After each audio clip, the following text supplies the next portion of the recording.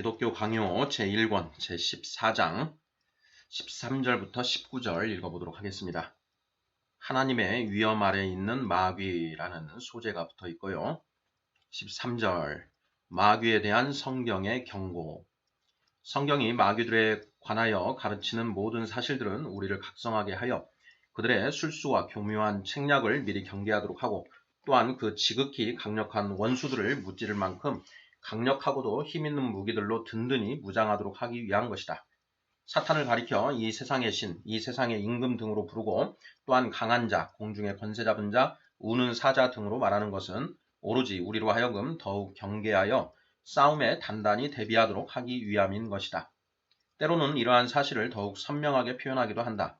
베드로는 너희 대적 마귀가 우는 사자같이 두루다니며 삼킬 자를 찾나니 라고 말한 후에 곧바로 너희는 믿음을 굳건하게 하여 그를 대적하라고 권고하고 있다. 베드로전서 5장 9절. 그리고 바울은 우리의 싸움이 혈과 육으로 하는 것이 아니라 통치자들과 권세들과 이 어둠의 세상 주관자들과 하늘에 있는 악의 영들을 상대함이라고 경고한 다음 곧바로 그런 크고 위험한 싸움에 대비하여 전신갑주를 취하라고 명령하고 있다. 에베소서 6장 13절 이하.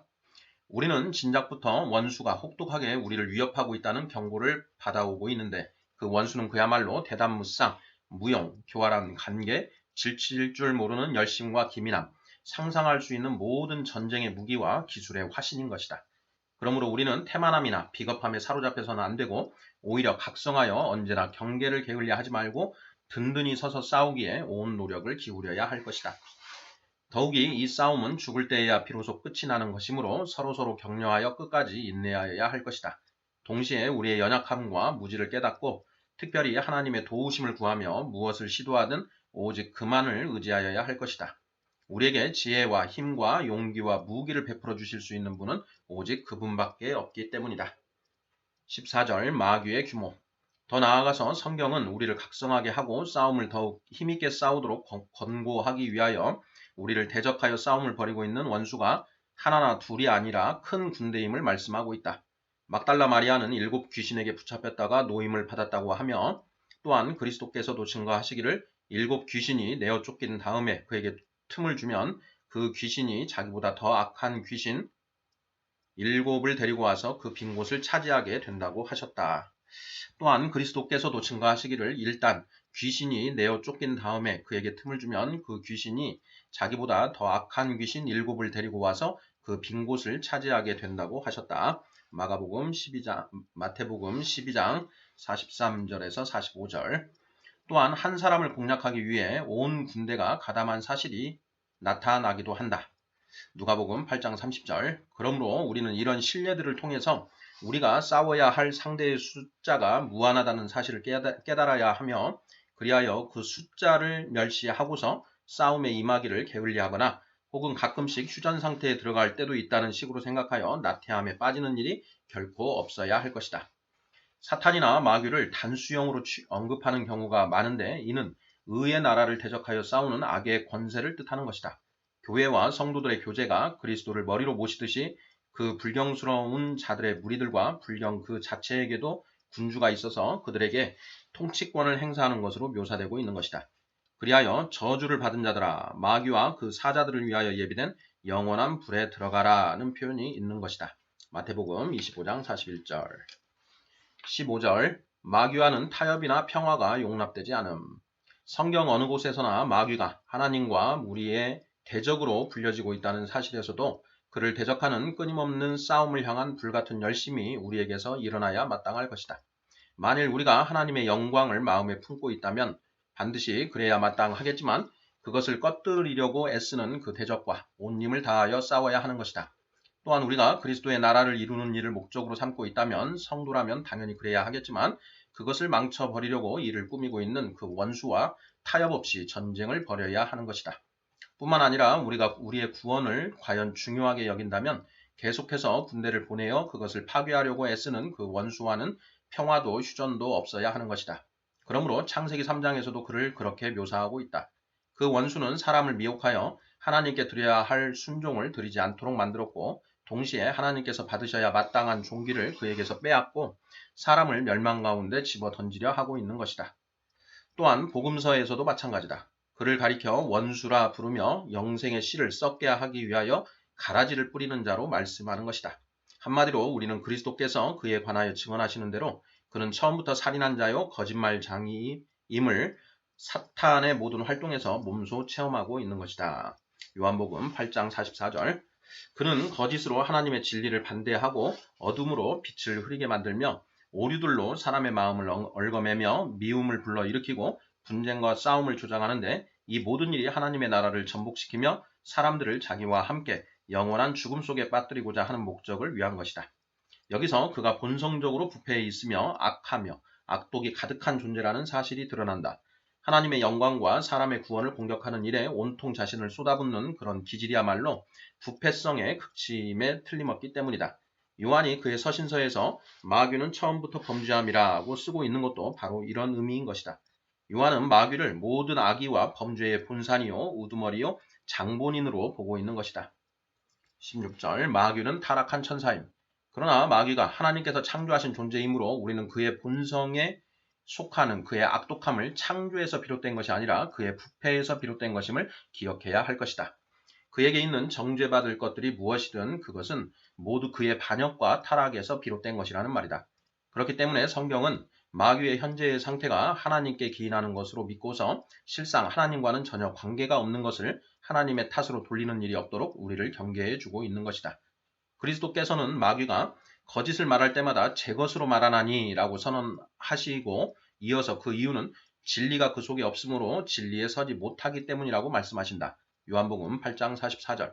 사실 마귀가 진리에 서지 못한다는 그리스도의 말씀은 그가 과거에 진리 안에 있은 적이 있다는 것을 암시해주며 또한 그리스도께서는 거짓의 아비가 되었음이라는 말씀을 통하여 마귀의 그런 사악함은 자기 스스로 자초한 것이지 결코 그것이 하나님의 책임이 아님을 암시하시는 것이다. 물론 이런 말씀들이 매우 간결하고 또한 명확한 진술들이 아닌 것은 사실이나 하나님의 위엄을 모든 비방에서 깨끗이 지켜주기에는 충족하고도 남는다. 마귀에 대해서 더 이상 더 아는 것이 무슨 의미가 있으며 또 달리 또 무슨 목적이 있겠는가? 어떤 이들은 성경이 마귀들의 타락과 그 원인, 방식, 시기 그리고 그 성격에 대해서 체계적으로 명확하게 여러 구절들로 제시하지 않는다는 것에 투덜대기도 한다. 그러나 그것은 우리와는 아무 관계가 없는 내용이므로 그것에 대해서 아무 말도 하지 않거나 아주 간략하게 최소한의 내용만 다루고 지나가는 것이 더 낫기 때문에 그렇게 한 것이다. 아무 유익도 없는 공허한 역사로 우리의 호기심을 채워주시는 것이 성령께 합당한 일이 아니었기 때문이다. 또한 우리가 잘 아는 대로 우리의 믿음을 강건하게 하기 위하여 배워야 할 것 이외에는 아무것도 그의 거룩한 말씀 속에서 가르치지 않으시는 것이 주님의 목적이었던 것이다. 그러므로 공연히 쓸데없는 문제에 붙잡히지 말고 마귀들의 본성에 대하여 다음과 같이 간략하게 내용을 정리하는 것으로 만족하도록 하자. 그들은 처음에는 하나님의 천사들로 창조되었으나 스스로 타락하여 자기를 부패시켰고 그리하여 다른 이들의 멸망을 위하여 쓰임받는 도구들이 되었다는 것이다. 이 사실을 아는 것이 유익하기 때문에 베드로서와 유다서에서 이를 명확히 가르치고 있는 것이다. 하나님은 범죄한 천사들을 용서하지 아니하셨고 또한 자기 지위를 지키지 아니하고 자기 처소를 떠난 천사들을 그대로 두지 않으신 것이다. 그리고 바울은 택하심을 받은 천사들, 디모데전서 5장 21절이라는 표현을 사용함으로써 그 천사들을 택하심을 받지 못하고 버림받은 천사들과 무언으로 대비시키고 있는 것이 분명하다. 17절 마귀는 하나님의 권능 아래서 활동함. 사탄과 하나님 사이에 존재한다고 하는 불화와 반목에 대해서는 하나님이 뜻하시고 허락하시지 않는 한 사탄으로서는 아무것도 할 수 없다는 사실을 지극히 분명한 사실로 받아들여야 할 것이다. 욥기에서 읽는 대로 사탄은 하나님의 명령을 받기 위하여 하나님 앞에 모습을 드러내며 먼저 허락을 받기 전에는 그 어떠한 악행도 감히 시행하지 않았다. 아합이 속임을 당했을 때에도 사탄이 스스로 거짓의 영이 되어 모든 선지자들의 입에서 역사하였으며 그때에 하나님의 허락을 받아서 자기의 일을 수행한 것이다. 열왕기상 22장 20절에서 22절. 사울을 괴롭게 한 하나님 여호와의 영을 가리켜 악령이라 부르는데 이는 그가 불경스러운 왕의 죄들을 벌하는 채찍으로 사용되었기 때문이다. 사무엘상 16장 14절, 18장 10절. 또한 다른 곳에서는 애굽 사람들에게 내려진 재앙들이 하나님께서 악한 천사들을 통하여 베푸신 것이라고 기록하고 있다. 이러한 구체적인 신뢰들에 따라서 바울은 불신자들의 눈을 어둡게 하는 일을 가리켜 사탄의 활동이라 부른 다음 이어서 그것이 하나님의 역사임을 증언하고 있다. 데살로니가 후서 2장 11절. 그러므로 사탄은 하나님의 권능 아래 있는 것이 분명하며 하나님의 권위 아래 통치를 받고 있어서 그에게 복종하지 않을 수 없는 것이다. 사실 우리가 사탄이 하나님을 거역하며 사탄의 일이 하나님의 일과 어긋난다고 말하지만 동시에 우리는 이런 거역과 어긋남이 하나님의 허락에 의존하는 것임을 주장하는 것이다. 물론 사탄의 뜻이나 노력이 그렇다는 것이 아니고 다만 그 결과가 그렇다는 것이다. 마귀는 본성적으로 사악하여 하나님의 뜻에 순종할 의향이 조금 더 없고 오로지 불순종과 반역만을 의도할 뿐이다. 자기 자신과 그 사악함으로 인하여 열정적으로 고의적으로 하나님께 거역하는 것이다. 또한 이런 사악함으로 말미암아 그는 하나님을 가장 거역한다고 믿는 바대로 행동하는 것이다.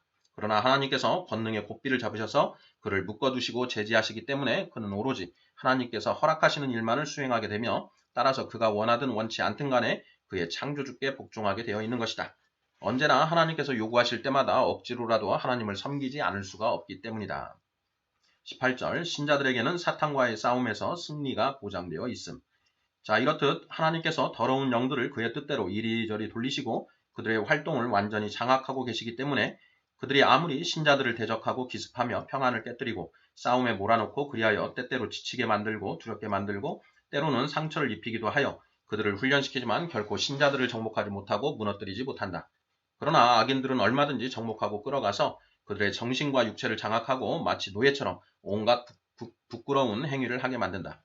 그러나 신자들도 이런 원수들 때문에 불안해지기 때문에 그들에게 다음과 같은 권고들이 있다. 마귀로 틈을 타지 못하게 하라. 에베소서 4장 27절. 근신하라 깨어라. 너희 대적 마귀가 우는 사자같이 두루다니며 삼킬 자를 찾나니. 베드로전서 5장 8절에서 9절.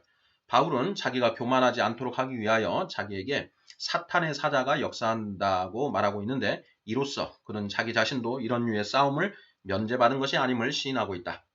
고린도 후서 12장 7절. 그러므로 하나님의 자녀들 모두에게 이런 싸움이 있는 것이다. 그러나 사탄의 머리를 상하게 하리라는 약속이 그리스도와 그의 모든 지체들에게 똑같이 적용되기 때문에 나로서는 신자들이 사탄에게 정복당하거나 완전히 패할 수 있다는 것은 부인한다. 신자들이 괴로움을 당하는 일이 자주 있지만 그러나 회복될 수 없을 정도로 완전히 무너지는 일은 없다. 격한 공격을 받아 넘어지기도 하지만 후에 다시 일으킴을 받는다. 상처를 받기도 하지만 치명적인 상처는 받지 않는다. 요컨대 신자들은 평생토록 싸움에 열심을 다하여 마침내 승리를 거둔다는 것이다. 다윗은 하나님의 정의로운 보응으로 한동안 사탄에게 넘겨준 바 되어 사탄의 부추김을 받아 인구조사를 시행하였다는 것을 우리가 알고 있다. 사무엘하 24장 1절. 또한 바울은 사람들이 현재 마귀의 올무에 걸려있다 할지라도 그들에게 죄사함의 소망이 전혀 불가능하다고 보지는 않는다. 디모데후서 2장 25, 26절. 또 다른 구절에서 바울은 위에 언급한 그 약속이 우리가 아직 싸움 중에 있는 이 땅의 삶 속에서 효과를 내기 시작하여 그 싸움이 끝난 후에 성취된다는 것을 보여주고 있다. 그의 말씀 그대로 인용하면 평강의 하나님께서 속히 사탄을 너희 발 아래에서 상하게 하시리라는 것이다. 로마서 16장 20절. 우리의 머리이신 그리스도께는 이러한 승리가 언제나 완전했다. 이 세상의 임금은 그에게 관계할 것이 없기 때문이다. 요한복음 14장 30절. 그런데 이러한 승리가 부분적으로나마 우리에게서도 나타난다. 우리는 그리스도의 지체들이기 때문이다. 지금은 육체를 지니고 있어서 아직 연약함에 속하여 있으나 우리가 육체를 벗어나게 될 때에 그 승리가 완성될 것이며 또한 성령의 권능으로 충만해질 것이다. 그리스도께서 친히 사탄이 하늘에서 번개같이 떨어지는 것을 내가 보았노라 하고 말씀하셨듯이 그리스도의 나라가 세워지면 사탄과 그의 권세는 무너지는 것이다. 사도들이 그들의 복음 선포의 효과에 대하여 보고했을 때에 주께서 이 말씀을 하셔서 그 사실을 확증해 주셨기 때문이다. 또한 주님은 강한 자가 무장을 하고 자기 집을 지킬 때에는 그 소유가 안전하되 더 강한 자가 와서 그를 굴복시킬 때에는 그가 믿던 무장을 빼앗고 그의 재물을 나누느니라고도 말씀하신다. 누가복음 11장 21, 22절. 또한 그리스도께서는 친히 죽으심으로써 죽음의 세력을 잡은 자 곧 마귀를 정복하셨고 그의 모든 세력들에게 승리를 거두셔서 그들이 교회를 해치지 못하게 하셨다. 그렇지 않았다면 마귀들이 매 순간마다 공격하여 수백 번도 더 교회를 망하게 했을 것이다. 우리가 그렇게 연약하고 또한 마귀의 공격이 그렇게도 맹렬하니 우리의 대장 되시는 그리스도의 승리에 의지하지 않는다면 대체 어떻게 끊임없이 다가오는 그의 온갖 공격에 대항할 수가 있겠는가? 그러므로 하나님은 사탄이 신자들의 영혼을 다스리지 못하게 하시며 오로지 하나님의 양떼의 일원으로 인정받지 못하는 불경스러운 자들과 불신자들만 내어주셔서 사탄의 지배를 받게 하시는 것이다. 성경은 마귀가 그리스도로 말미암아 내어 쫓기기 전에는 어느 누구의 도전도 받지 않고 이 세상을 차지하였다고 말씀한다. 누가복음 11장 21절. 뿐만 아니라 그는 복음을 믿지 않는 모든 자들의 마음을 혼미하게 한다고도 말씀하고 또한 그가 불순종의 아들들 가운데서 역사한다고도 말씀하는데 이는 지극히 합당한 말씀이다. 왜냐하면 불경스러운 자들은 모두 진노의 그릇들이기 때문이다. 그러니 하나님의 보응을 시행하는 사자들에게가 아니라면 과연 그들이 누구에게 속하겠는가? 마지막으로 그들을 가리켜 그들의 아비 마귀에게서 났다고 말씀한다. 요한복음 8장 44절. 신자들이 하나님의 형상을 지니고 있어서 그 때문에 하나님의 자녀로 인정받는 것처럼 불신자들도 부패하여 사탄의 형상을 지닌 상태가 되어 있기 때문에 사탄의 자녀들로 인정받는 것이다. 요한일서 3장 8에서 10절. 19절. 마귀는 실질적인 존재임. 앞에서 천사란 하나님께서 사람의 마음에 일으키시는 선한 영감이나 충동 같은 것 이외에 아무것도 아니라고 가르치는 헛된 철학에 대해서 반박한 바 있으니 여기서도 마귀를 가리켜 그저 우리 육체 때문에 생겨나는 악한 감정이나 불안 같은 것 이외에 아무것도 아니라는 식으로 떠들어내는 자들에 대해서 반박해야 마땅할 것이다. 이 문제에 대해서는 성경의 증거가 적지 않으므로 간단히 마무리할 수 있을 것이다. 우선 본래의 처소를 떠나 타락한 자들을 가리켜 더러운 귀신 혹은 반역한 천사들이라 부르는데 마태복음 12장 43절 그 명칭들부터가 그들이 단순한 충동이나 마음의 감정이 아니라 감각과 지성을 지닌 정신 혹은 영들임을 충분히 보여준다. 또한 그리스도와 사도 요한은 하나님의 자녀들을 마귀의 자녀들과 비교하는데 마귀라는 명칭이 아무것도 아니고 그저 악한 영감에 불과하다면 이런 비교가 무의미해지고 말지 않겠는가? 게다가 요한은 이보다 좀 더 명확한 표현을 하고 있다. 마귀는 처음부터 범죄함이라. 또한 유다는 천사장 미가엘이 마귀와 다투어 변론하였음을 말하는데 여기서 그는 분명 선한 천사와 반역한 악한 천사를 서로 대비시키고 있는 것이다. 유다서 9절. 욥기에서 읽는 내용도 마찬가지다. 사탄이 거룩한 천사들과 더불어 하나님 앞에 나와 서는 것이다. 뿐만 아니라 무엇보다도 가장 명백한 구절들은 바로 마귀들이 하나님의 심판에서부터 형벌을 느끼기 시작하여 특히 부활 시에 더욱 느끼게 될 것을 보여주는 것들이다. 하나님의 아들이여 우리가 당신과 무슨 상관이 있나이까? 때가 이르기 전에 우리를 괴롭게 하려고 여기 오셨나이까? 마태복음 8장 29절. 저주를 받은 자들아 나를 떠나 마귀와 그 사자들 위하여 예비된 영원한 불에 들어가라. 마태복음 25장 41절. 하나님이 범죄한 천사들을 용서하지 아니하시고 지옥에 던져 어두운 구덩이에 두어 심판 때까지 지키게 하셨으며 베드로후서 2장 4절 등등. 만일 마귀들이 실제로 존재하지 않는다면 마귀들이 영원한 심판을 받게 되어 있다는 것이나 영원한 불이 그들을 위하여 예비되어 있다는 것이나 그들이 그리스도의 영광으로 말미암아 지금 고통을 받고 있다는 등등의 표현들이 얼마나 어리석고 우스꽝스럽게 되어 버리겠는가. 그러나 이런 문제는 주의 말씀을 믿는 자들 가운데에서는 논할 필요가 없는 것이요. 또한 그 어떠한 것에도 만족하지 못하는 헛된 사변을 늘어놓는 자들에게는 성경의 이러한 증언들도 별로 유익이 되지 않을 것이다.